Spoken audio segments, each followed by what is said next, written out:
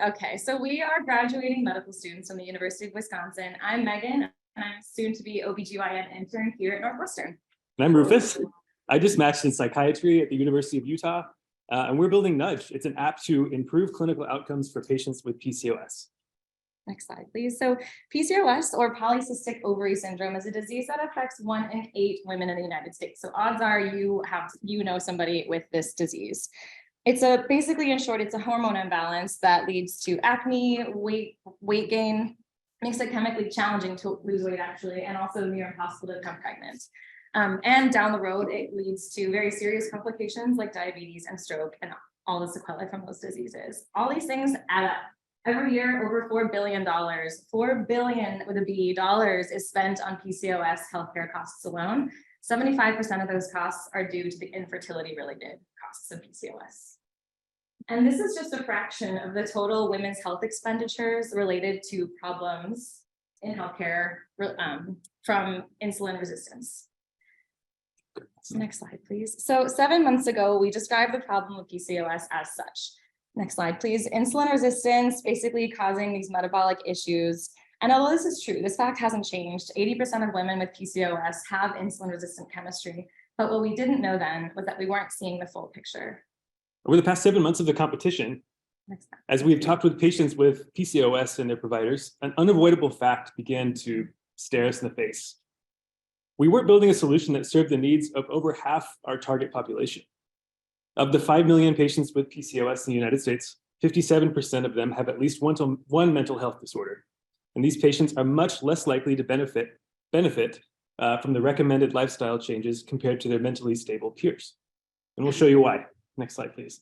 In a study done by our team's advisor, Dr. Laura Cooney, a reproductive endocrinologist, it was demonstrated that women with major depression who also had PCOS it was demonstrated that women with major depression and PCOS lose almost twice as much weight and have dramatically improved quality of life when they are treated with lifestyle changes and cognitive behavioral therapy compared to their peers, the control group, which is treated with just lifestyle change alone. So we found a way to provide both to our users. Next slide, or next point, thank you. And you'll see, can you go back one slide? I just wanted to highlight the lifestyle and therapy group. So you'll soon see that we aim to alleviate the impact that PCOS has on women's lives by providing both physiologic and mental health treatment in tandem. So our goal is a team-based approach coming from an almost OBGYN and almost psychiatry team. Thank you. So you go to the doctor, you go to the gynecologist with a diagnosis of PCOS, and now what? Maybe your issue is getting pregnant, in which case they send you to a reproductive endocrine specialist. Maybe your issue is weight loss, in which case you go to a nutrition, or maybe your issue is glucose resistance, insulin resistance, in which case they send you back to your PCP. And as you saw before, for 2.5 million women, maybe the issue is unmet mental health needs, in which case you maybe get a referral to psych, but maybe your insurance doesn't cover it, and you probably won't get in for like 6 months. So the truth is, we don't have any one great way to help you at the clinic. Nudge is a mobile app designed to solve for that problem. The first thing we do is we give personalized insulin sensitizing exercise recommendations. And these exercise recommendations are designed to hone in on the activities that make the patient most insulin sensitive using AI-tracked glucose monitoring. We also offer just-in-time mental health counseling and psychiatric prescription medications. And we'll break those down in the subsequent slides. First, exercise dosing. Just like your meds are dosed, your exercise can be too. So we know from the literature that physical activity brings glucose down in real time. And over time, if you keep your glucose within that healthy range, you can prevent and reverse insulin resistance. So what we do is we use your phone with this app on it. We use a fitness tracker and continuous glucose monitoring to nudge you to do something about an anticipated glucose spike before it happens. This keeps glucose in a healthy range, which, as I said, prevents and reverses insulin resistance. So this is the user experience. Yeah, so this is a video demonstrating, so it's kind of hard to visualize. You can press mute, please. Can you mute the video? There's probably some background noise. Go ahead and press play. So as the video plays, I'll describe what's happening. So you get a notification, and then you're invited to do a physical activity. The app sort of coaches you on how to keep your heart rate in that healthy range that's likely to help you dispose of glucose in the skeletal muscle.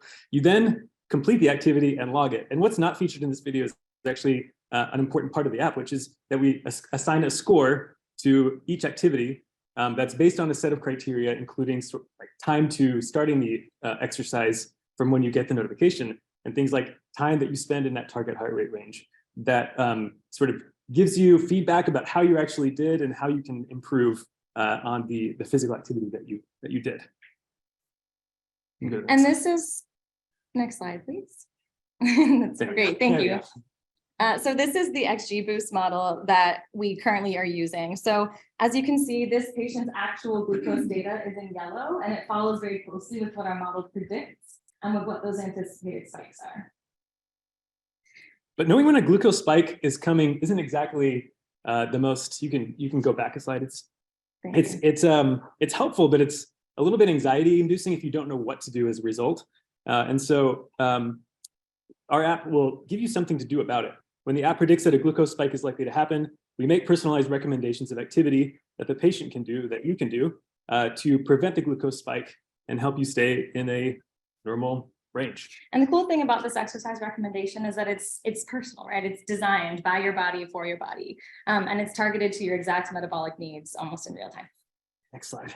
The second core feature is the mental health treatment. And this is near and dear to my heart, of course. We help patients with comorbid mental health disorders with just-in-time counseling and prescription medication management. In a survey that we conducted of 111 PCOS patients, thank you, Reddit, the 67% screened positive for anxiety and/or depression, and about a third of them have paid for an app to get therapy with like Betterment or something like that. Intriguingly, most who have tried out-of-pocket therapy don't continue to use it. And the top 3 reasons they cite are that the therapists were inadequately trained on their specific condition, i.e. PCOS. They could not get help with prescription medication management, and they were not covered by insurance and therefore not affordable. We solve for those problems by using a pre-existing payment model called collaborative care to enable patients to access licensed and specially trained therapists and prescribers. And one of the main benefits of this feature is that not only does it serve some of our most vulnerable patients, but it provides a source of revenue for our OBGYN partners. And we think that this partnership is the key to our growth and scale. Next slide. And let's remember now that PCOS is a syndrome, which involves a constellation of consequences that not only are interrelated, but compound with one another. So when one gets better, another gets better. When one gets worse, another gets worse, and they're all related. So what we're offering, but currently there's no one provider or service that manages all of these things at once. So because our app does, it simplifies the outpatient management for an OBGYN. So what we're saying we're offering here is a provider-friendly, non-pharmacologic method to manage insulin resistance in the clinic, which then in turn can benefit weight loss, which then in turn can benefit your fertility if you're a patient with insulin resistance. And all of these things can compound to increase your mental wellness. We're also connecting you to mental health providers. And all of the problems that PCOS patients come to us with are kind of, we can solve a couple different problems which help compound with one another. In short, we learned that we can make the biggest impact if we focused on helping PCOS patients with their physical and mental health, all while increasing revenue and decreasing in-clinic burden for the treating providers who choose to use our app. And collaborative care is a relatively new model, but as of last year, Medicaid coverage for the program went from 3 states to 25 states, and this is expected to increase over the next year. And also currently nearly all commercial payers are recently approving reimbursement for the collaborative care model.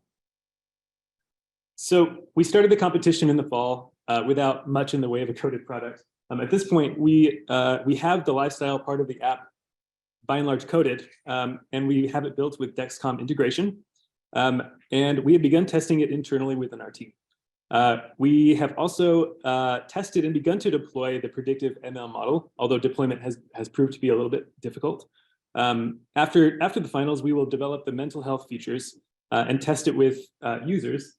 that we have on a wait list from our Reddit group. Again, thank you, Reddit. We will then deploy the full app with our OBGYN partners. So we're designing a solution for those who have been historically underserved. Our diversity and equity efforts are at the core of our data sets for our recruitment.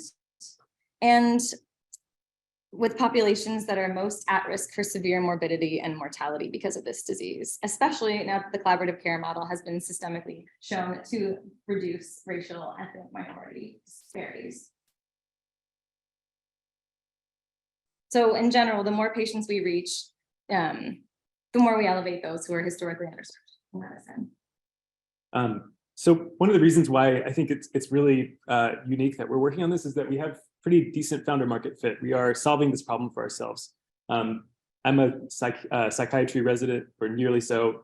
Megan's also starting soon. We also have Jonathan Lifferth, who's our ML engineer and developer. And frankly, it's really hard to go from 0 to 1 customer, but it's a lot easier when you are your own customer. So we're solving this problem for ourselves, and we are building it for ourselves and for our colleagues and for our patients. So we're really proud, and we're really investing in what we're doing. One more slide. Please and thank you. Here at Nudge, we aim to alleviate the burden of PCOS with a physician-backed holistic approach that supports both the healthy mind and body. And in turn, this will allow women who suffer from PCOS to achieve their goals, whether they're having a baby, whether they're trying to lose weight, whether they are keeping their blood sugars in check, and essentially achieving peace of mind, quite literally. Thanks. Thank you.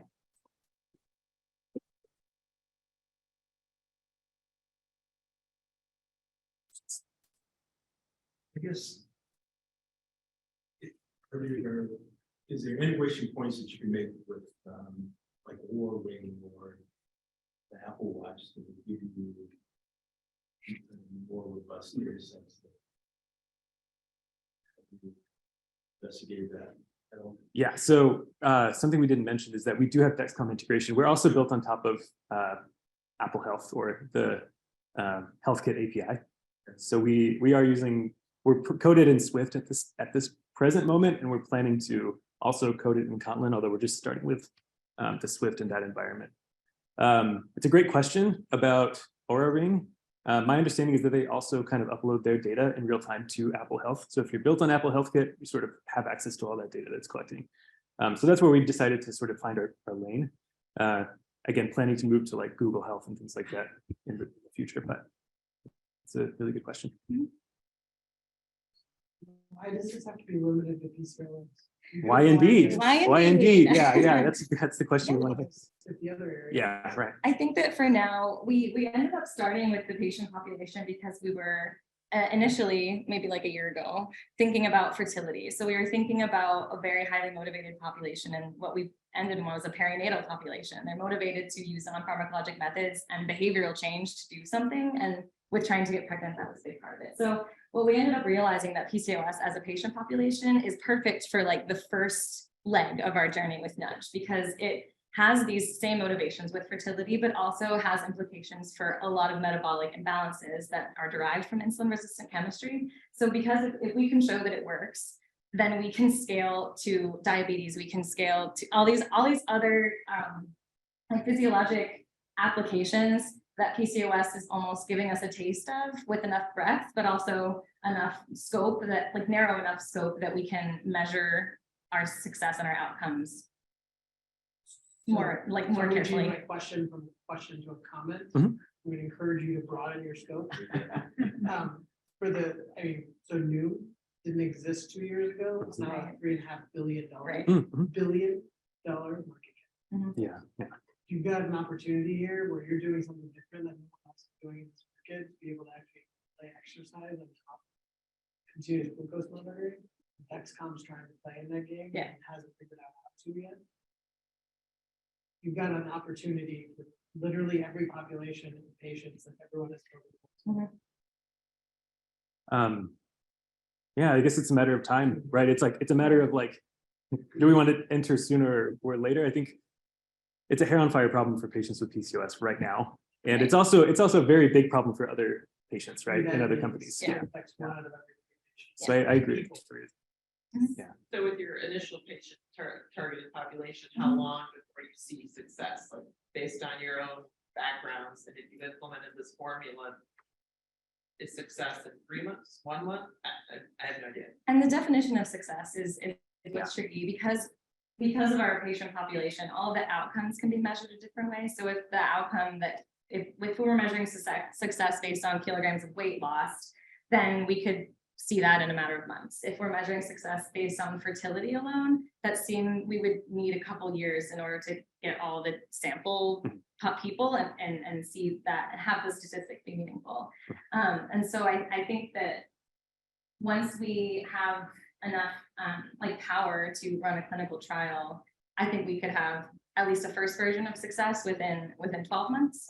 But I think that if we continue to compound on that goal, then we could see more successes as the years go by for bigger questions like fertility, and then for eventually like broader insulin resistant diseases. Yeah, I'm sorry to backtrack on your question, but we have been talking with endocrinologists as well, who are intrigued, to say the least, by what we're doing. So their incorporation of mental health has also been historically a challenge. Yeah. And so it's definitely like where we are. Definitely we're headed there. It's just starting with PCOS. Yeah. But then building on that, Yeah. all is what's proprietary for you, and what would prevent somebody else from copy and paste and going exactly after everything else that's out there to pursue? Well, it's a good question. I guess I would counter that with what prevents anyone from copying anybody else ever. And eventually you establish channels and it's painful to switch. And so basically what we're doing is our moat is the fact that we have these deep collaborative partnerships with OBGYN offices, with endocrinology, who is going to be our main distribution channels, as opposed to direct to consumer, which we found to be really challenging. We have one question online. Go ahead. Okay. You mentioned about the using machine learning for predicting the glucose levels, right? The prediction. Have you tried something out? And that was one, and a related one. You also mentioned about tailoring the exercises to the individuals. Are you using machine learning there? Have you done some studies or done some pilots? Yeah, where's the camera so I can make there it is. Oh yeah, okay.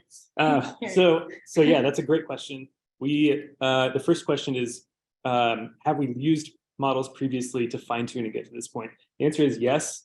We started with random forest linear regression models, which were inadequate. We then moved to LSTM, which also was much improved, but then XGBoost turned out to be the model that blew everything else away. It's just like a cheat code. And we were trying to determine if it was overfit because it was so good. And it turns out that when we reran data and ran it several different ways, it was confirmed that it was the best model far and away. It did a really good job. It's 100% accurate at nailing true positives, but it had about a 25% false positive rate, which we consider kind of a feature because they don't quite get up to the level of a glucose excursion, right? Up to like 180 milligrams per deciliter. That's okay. But the only downside of that is that somebody is bothered to go up and walk around the block. Yes. When they're not actually approaching a glucose spike, which isn't a bad thing either. So that brings me that's the to downside. That brings me to part two, which is your other part of the question is, are we using machine learning in fine tuning and tailoring? The answer is yes. And we're working on models right now to develop what exactly that looks like. And so we're still determining what that model will look like. It's also important that we don't give them notification fatigue, right? So not doing it every single time, but finding some sort of variable ratio schedule that will work and not. It's optimized to their like time of day that they might be optimized to get up and move around rather than being in meetings, things like that. Yeah. Sure. Thank you. Thank you. Thank you. Thank you. From a health equity standpoint, CGMs are very expensive. Yeah. Yes. How do you- Yes. how do you solve? There are a couple of responses. We're sort of taking the Tesla approach at this point, where it's like, yes, it's kind of an elite clientele right now, right? People are not going to be able to afford this by and large if they're in lower socioeconomic strata. However, the trajectory, the longer arc of CGM costs is on the downward trajectory. So overall, the big players, Dexcom, Abbott, they're bringing their costs down over time. The second part of it is people like outsiders like Apple have been bold in their determination for how soon their CGM is coming. They But released a statement last month that put a 3-year timeline on their ability to monitor glucose with just the watch. so costs are coming down. So we anticipate that a lot more people will have access. And I to- think this suggests like a greater trend in CGM accessibility. And right now we feel like we're like kind of getting in ahead of this like broadening of CGM access. But you're right, we've thought about it. And I think that society is heading in a good direction that complements our work.